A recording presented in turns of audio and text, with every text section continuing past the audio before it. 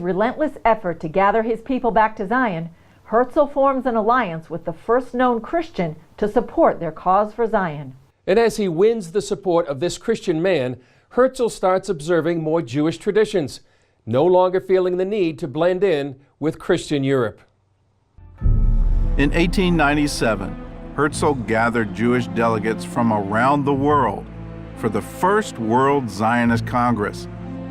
For this historic meeting, he chose the city of Basel in Switzerland. By the way, do you know why it was in Basel? It was supposed to be in Munich. And in Munich there were Jews who called themselves Germans of the faith of Moses. And they said to him, we don't want this Jewish riffraff from all over the world coming to Munich.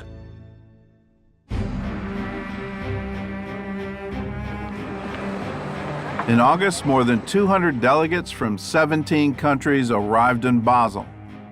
It was the first representative Jewish assembly in nearly 2,000 years, and the atmosphere was electric.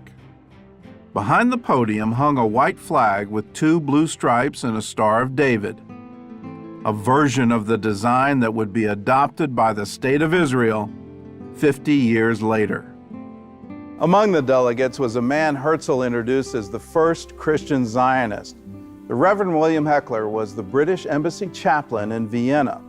He was deeply interested in the return of the Jews to Israel, so he helped Herzl make some important political connections, and the two became lifelong friends.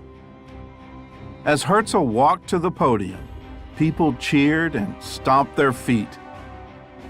He opened the Congress by announcing, "We are here to lay the foundation stone of the house which is to shelter the Jewish nation."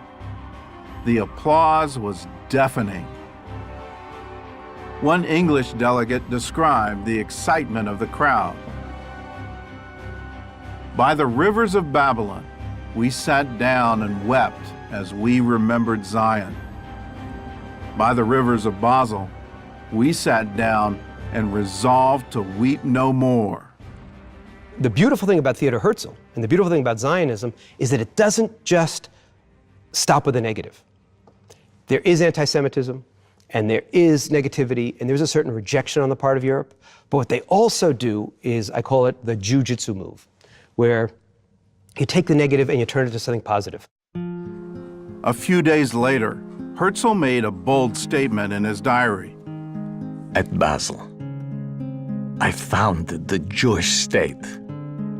If I said this out loud today, I would be answered by universal laughter. Perhaps in 5 years, and certainly in 50, everyone will know it. Herzl's statement turned out to be prophetic. 50 years later, the United Nations approved a plan to divide Palestine into Jewish and Arab states. And 9 months later, the State of Israel was born. After the Congress, Herzl, who had never been religious, started observing some Jewish traditions.